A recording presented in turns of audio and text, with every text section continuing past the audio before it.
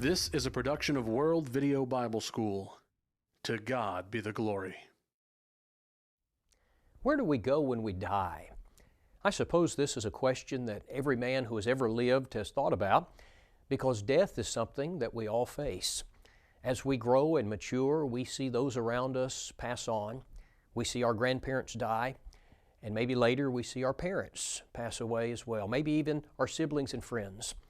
And the truth is clear that we too are going to die.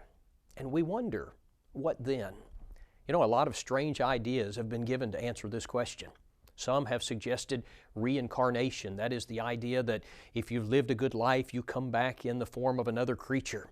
Some have the idea of a ghost, and they have the idea that you come back as a spirit and you live in the house where you used to dwell. Some have the idea of purgatory. That is, you go to a place of punishment until you've paid your debt and then you can move on from there. And of course, many people have the idea that you just cease to exist. That is, when you breathe your last breath, that there will be no more conscious existence. But you know, as a Christian, I don't have to engage in a guessing game. I don't have to buy into superstitions or myths, because I can know the answers to the questions, not only where I came from, but also where I'm going. In this lesson, we're going to trace the journey of the human soul, and we're going to let the Bible answer for us, where do we go when we die? Now, the journey of the human soul doesn't actually begin on this earth. It begins in heaven. I want you to listen to Ecclesiastes chapter 12 and verse 7. This is a verse we oftentimes use to discuss death, but I want you to listen particularly to the end of the verse. Then shall the dust return to the earth as it was, and the spirit shall return unto God who gave it.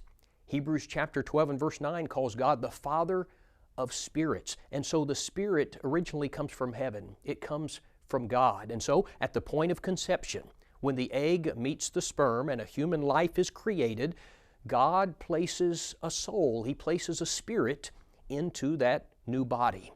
You know, the mother and the father give that child his physical characteristics, but they don't give him his soul. God does that. Genesis chapter 1 and verse 26, God said, let us, that is the Godhead, let us make man in our image, after our likeness. Now, what does that mean to be made in the image of God? Primarily, that has reference to the soul of man. He is a being who will now live on for eternity. And so, when a human is conceived, God makes him in the image of God by placing a soul into him. Now, animals don't have that. We are far superior to the animals in that way. Now, from the time that God places a soul into the newly formed human being, it will continue to dwell in that physical body until that person dies. 2 Corinthians 5 and verse 1 says, for we know that if our earthly house, this tent, that's just talking about our physical body, it is a tent, it's a temporary dwelling place for the soul. We know that if our earthly house, this tent, is destroyed, we have a building from God, a house not made with hands, eternal in the heavens. 1 Corinthians 15:54 talks about our physical body and refers to the physical body as corruptible. And so our soul, for the 70 or 80 years that we have this physical body, it dwells in this corruptible, fleshly body. Now, during that time, we worship God with our spirit. It's coming from the physical body, but it emanates ultimately from our soul, from our spirit. John 4:24 says, God is a spirit, and they that worship Him must worship Him in spirit and in truth. So we engage the physical body, but our spirit is the seat of worship. The spirit is the heart of man. We worship God with our spirit. We love God with our spirit, with our soul. Luke 10 and verse 27, you shall love the Lord your God with all of your heart, with all of your soul, with all of your strength, and with all of your mind. Now, all the while, the physical body is wearing out. Solomon describes this process in Ecclesiastes chapter 12. He says, remember now your Creator in the days of your youth, before the difficult days come. That is, when you begin to get old, the physical body gets old. He says, life becomes harder in many ways. He says, and the years draw near when you say, I have no pleasure in them. Many people, when they get near the end, They're just ready to go and be with the Lord because physically life gets very hard for them. He says, while the sun and the light and the moon and the stars are not darkened. That is, your eyesight begins to fail. You've got to get bifocals. And he says, and the clouds do not return after the rain. In the day when the keepers of the house begin to tremble, he's talking about the hands. They begin to shake. And the strong men bow down. That is, your legs get weak, you fall. He says, when the grinders cease because they are few, you lose your teeth. And he says, and those who look through the windows grow dim. When the doors are shut in the streets and the sound of grinding is low, when one rises up at the sound of a bird, you don't sleep well like you did when you were younger. And all the daughters of music are brought low. That is, you're losing your hearing. Also, they are afraid of height and of terrors in the way. When the almond tree blossoms, your hair turns gray. He says, the grasshopper, this very small creature, is a burden. Desire fails. Your desire changes as you get older. He says, for a man goes to his eternal home, and the mourners go about the streets. He says, remember your Creator before the silver cord is loosed, or the golden bowl is broken, or the pitcher is shattered at the fountain, or the wheel broken at the well. That is, you're going to die. Now listen, he says, then the dust will return to the earth as it was. That is, the corruptible body is going to die, it's going to decay, it's going to return to the ground and the elements. Now listen, and the spirit will return to God who gave it. What happens then? What happens when I die? For 75 years or 80 years, however long my soul dwells in this physical body, what happens when the physical body dies? Psalm 90 and verse 10 says, the days of our lives are 70 years, and if by reason of strength they are 80 years, yet their boast is only labor and sorrow, for it is soon cut off. Now listen, and we fly away. We fly away. Isn't that fascinating language? Genesis 35:18 describes the death of Rachel, and it uses this language, and it came to pass as her soul was departing. James 2:26 says, the body without the spirit is dead. The body without the spirit. That's very fascinating. And so when I die, my soul leaves this old corruptible body. But where does it go? You know, on the day of resurrection, we know that we're going to get a new body. We're going to get an incorruptible body. But what about in the meantime? I want you to listen to this description in 2 Corinthians chapter 5 and verse 1.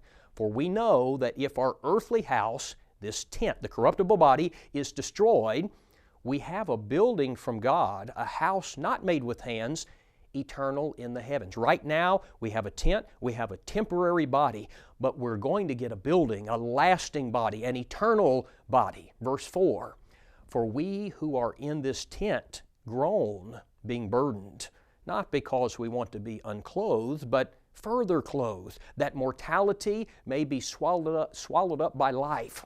Now, there's some very interesting language here because he speaks about being in this body as being clothed in a tent. And then he speaks about being in the resurrected body as being in a building eternal in the heavens. But then he also speaks about being unclothed.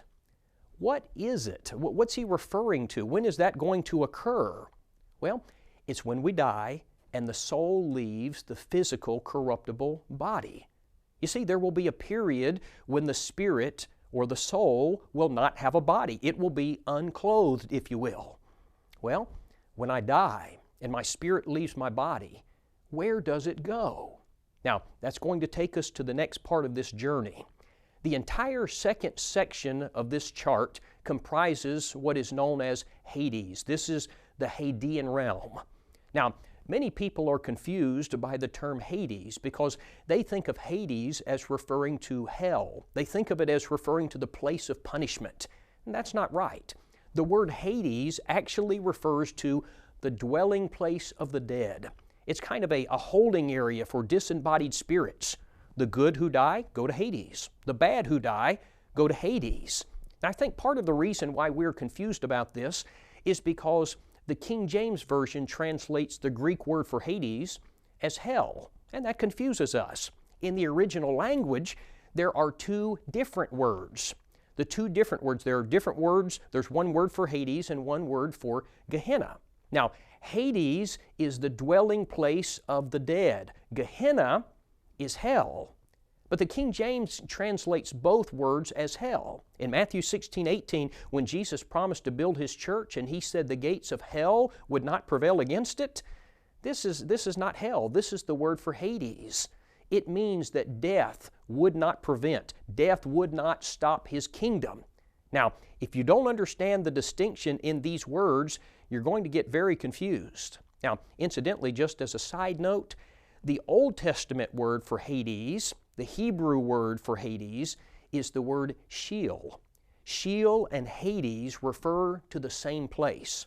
And so once you understand that all people go to Hades when they die, it's going to clear up some things for you. For example, in Acts chapter 2 and verse 31, the Bible refers to Christ after His death as being in Hades. Now the King James Version says hell, but the word there refers to Hades. Jesus did not go to hell when He died. He went to the Hadean realm, to Hades. But Luke 23:43, as Christ was about to die, He said He was going to go to paradise. Now, when you understand that paradise is in Hades, it all makes perfect sense because paradise is a compartment of Hades. In Hades, there is a place where the righteous go, and there is a place where the wicked go. They're all awaiting the day of judgment. Now, the best description that we have in the Bible of Hades is in Luke chapter 16. It describes both compartments. Now, I want us to read it together. Let's look at it together and then we'll discuss it. Luke chapter 16, beginning in verse 19. The Bible says, "There was a certain rich man who was clothed in purple and fine linen and fared sumptuously every day. But there was a certain beggar named Lazarus, full of sores, who was laid at his gate, desiring to be fed with the crumbs which fell from the rich man's table. Moreover, the dogs came and licked his sores. So it was that the beggar died and was carried by the angels to Abraham's bosom.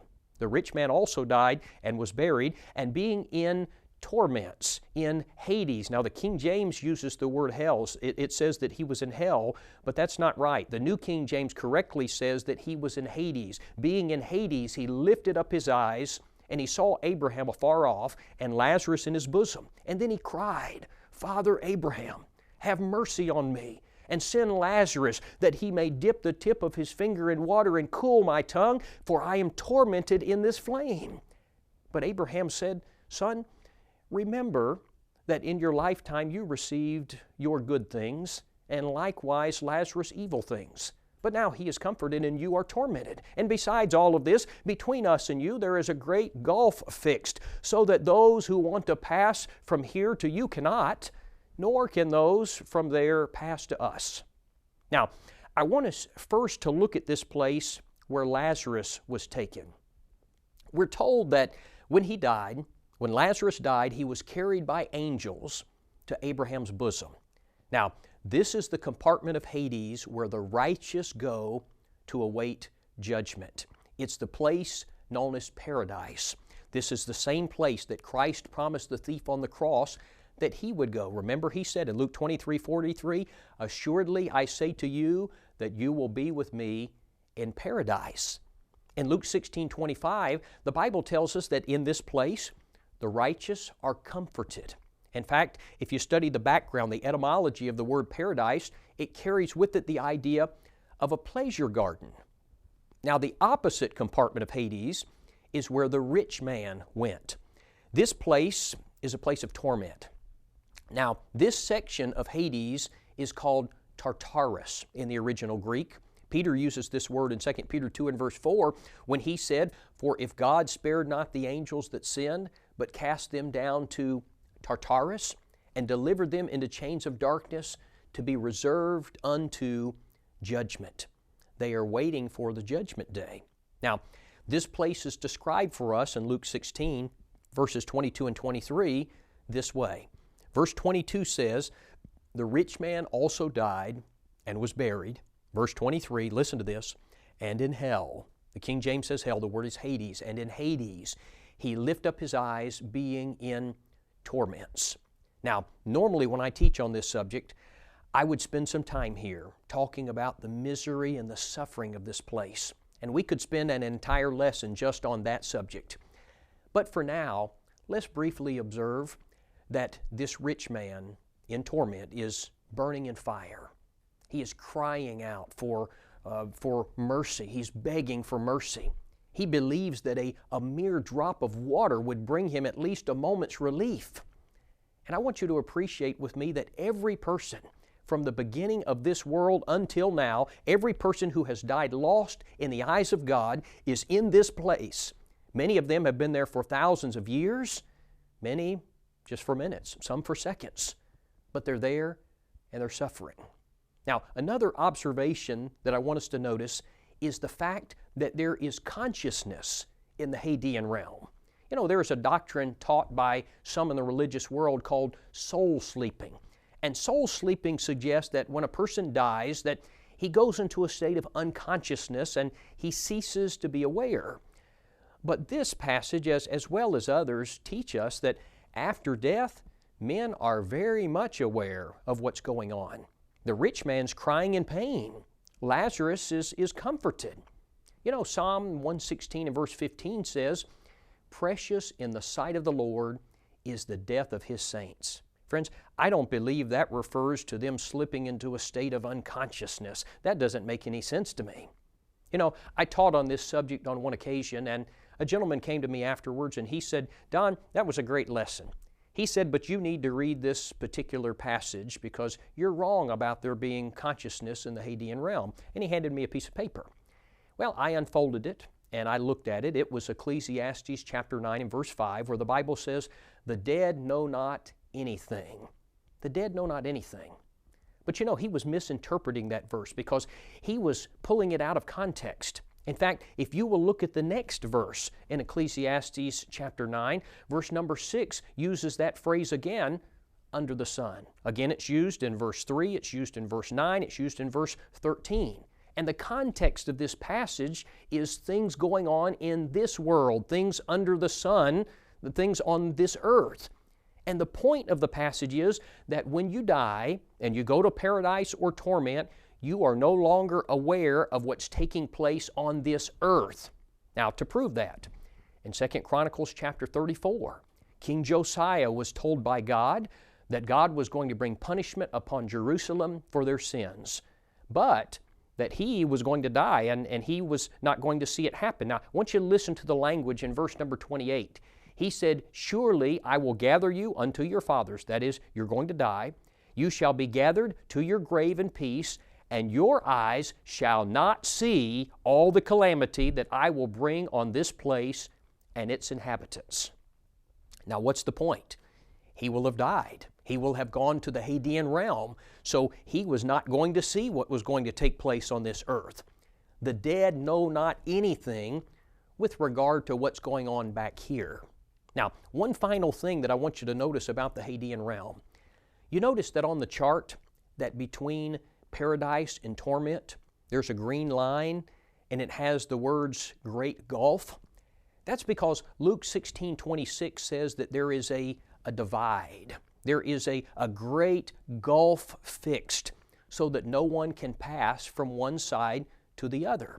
Once you are in paradise, you are there to stay until the day of judgment. Once you are there in torment, you are there to stay until the day of judgment. And so that means every person who has ever died unfaithful in the eyes of God is still there. Many have been there for thousands of years, some for minutes, some for seconds, but I think about them crying, "I am tormented in this flame." But it doesn't end. Now, that takes us to the next section of this chart, which is the resurrection day. The resurrection day is what we typically call the judgment day. The Bible calls this day the day of the Lord. Peter says, "But the day of the Lord will come as a thief in the night," 2 Peter 3:10. Now, what is going to happen on that day, the day of judgment, to the souls who are in Hades, who are in paradise or torment? What's going to happen to them? On that day, the Hadean realm is going to give up all of the souls that it contains, and it will cease to exist. Also on that day, the earth is going to give up the bodies. John 5:28 and 29, Jesus said, "For the hour is coming in which all that are in the graves will hear His voice and will come forth, those that have done good to the resurrection of life, those that have done evil to the resurrection of condemnation or damnation. And then the souls, the spirits that have come from Hades will be reunited with the bodies that have been resurrected on the earth. But with this new union, the new body is going to be different. The resurrected body is not going to be like the physical body that we have now. The resurrected body will not be made of the same particles that were put in the grave. The resurrected body will be a different material, if you want to use that term. You know, sometimes people will express concern about having their bodies cremated because they think that's going to pose a problem at the resurrection. But the resurrected body is not going to be made up of the same elements that we have on this earth. How do I know that? 1 Corinthians 15:50 says, "Flesh and blood cannot inherit the kingdom of God." The resurrected body will not be a flesh and blood body. Listen to this from verse 44 of 1 Corinthians 15. The body, that is the physical body, is sown in corruption. It, the resurrected body, is raised in incorruption. It is sown in dishonor. It is raised in glory. It is sown in weakness. It is raised in power. It is sown a natural body. It is raised a spiritual body. There is a natural body. There is a spiritual body. Now, let's break this down, what we've just read. It says the resurrected body will be incorruptible.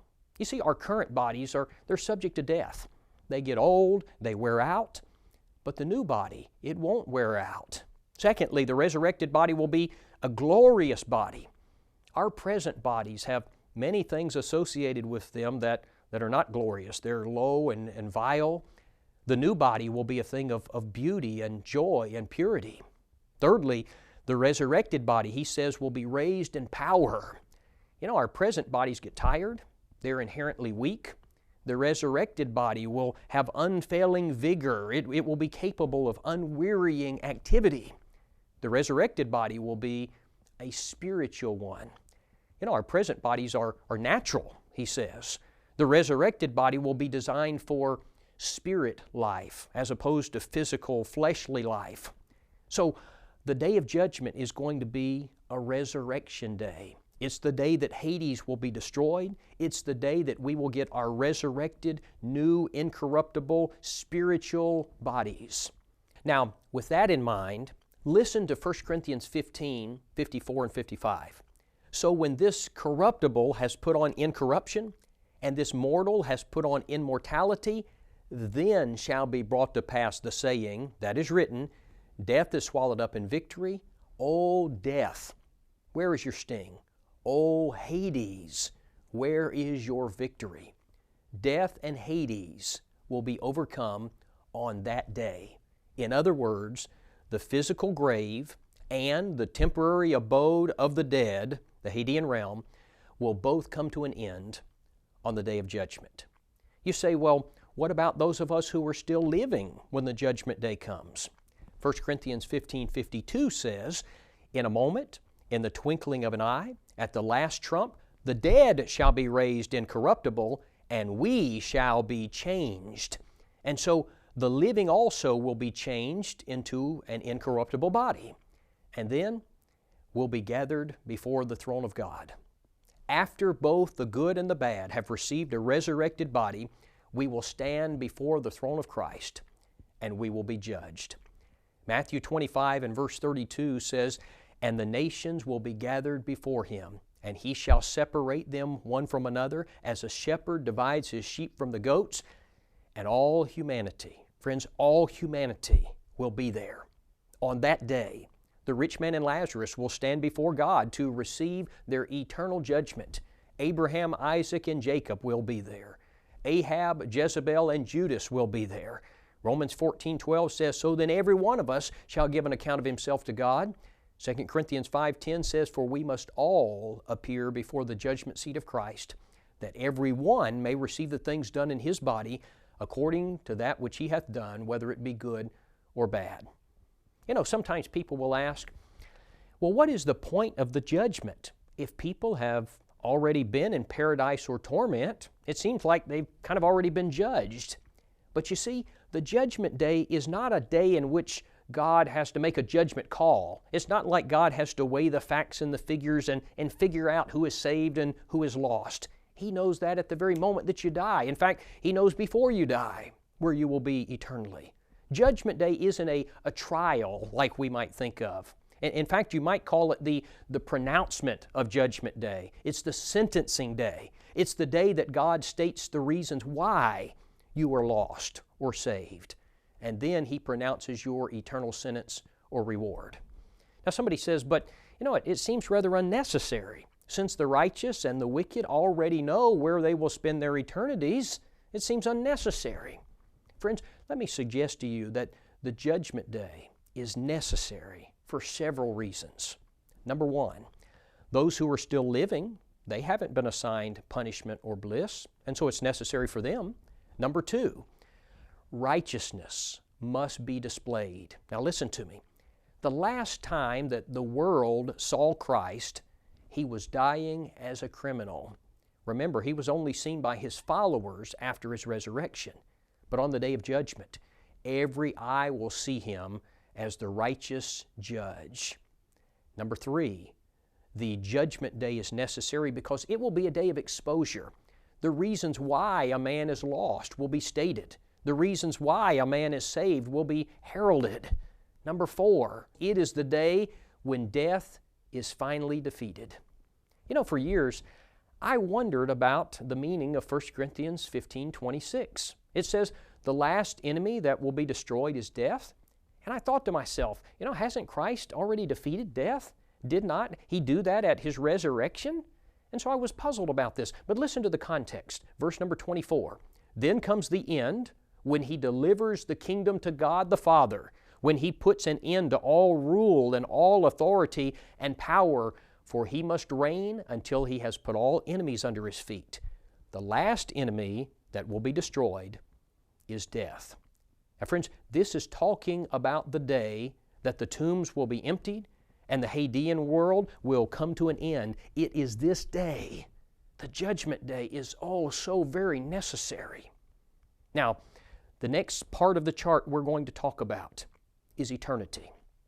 In Matthew 25:46, the Lord said, "And these shall go away into everlasting punishment, but the righteous into life eternal." You know, man has been created in the image of God and thus has been given an eternal soul, and that soul will never cease to exist. Now, the Greek word that's translated as eternal means eternal, everlasting, without end, never to cease, indeterminate as to duration. Now, you'll see in the chart there are two alternatives as to where we will spend eternity. One is a place of eternal bliss. That's the destination of the faithful. It's heaven.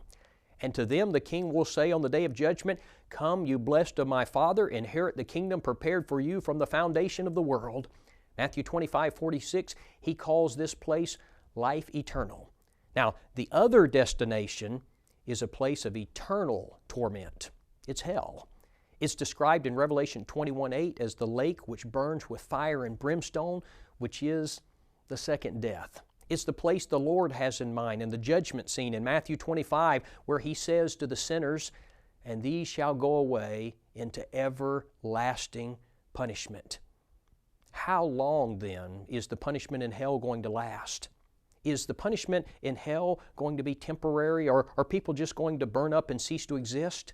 No, the Bible says it's going to last eternally. It's going to be everlasting. Revelation 14:11 says, "And the smoke of their torment ascends forever and ever, and they have no rest, day or night." Friends, I can't imagine anything more terrifying than that. You know, the man who dies and goes to hell, he has tomorrow and the next day and the next year and the next 100 years and a million years from now, he will still be suffering and burning and continuing to exist. Each day that passes, he's no closer to the end. Now, you know, we're speaking rather accommodatively because there is no time in eternity. He will simply be suffering forever. The soul of man enters the physical body at the point of conception, and at death, it goes into Hades, where it remains as a spirit until the day of resurrection. On that day, It reunites with the body, the new incorruptible body, and then that soul and the new body will spend eternity in heaven or hell. Now, we've been discussing the future of our souls, but let's bring the discussion back home to where you and I live. If you go back to the beginning of the chart, you will notice that on the earth there are two categories, the saved and the lost. And everyone on earth fits into one of these two categories. You'll also notice that the saved and the lost are traveling on different pathways. Notice that for the saved, for the righteous, the pathway representing death is very narrow. Now that's because Matthew 7:14 says, "Straight is the gate and narrow is the way that leads to life, and few there be that find it." Notice also that for the lost, their pathway for death is wide. And that's because Matthew 7:13 says, "Wide is the gate and broad is the way that leads to destruction, and there are many who go in by it." And perhaps the most important thing to notice is that after death, the saved and the lost end up in different locations. And friends, where you will go when you die depends on where you are heading while you're alive. Every person alive today is on one of two paths. It is either the narrow path that leads to heaven, or it is the wide path that leads to hell. If you died today, what does eternity hold for you? If you died in the next few moments, where would you be when you opened your eyes? What would you see? Seconds from now, what would you see? Would it be angels carrying you to paradise, or would you lift up your eyes being in torment?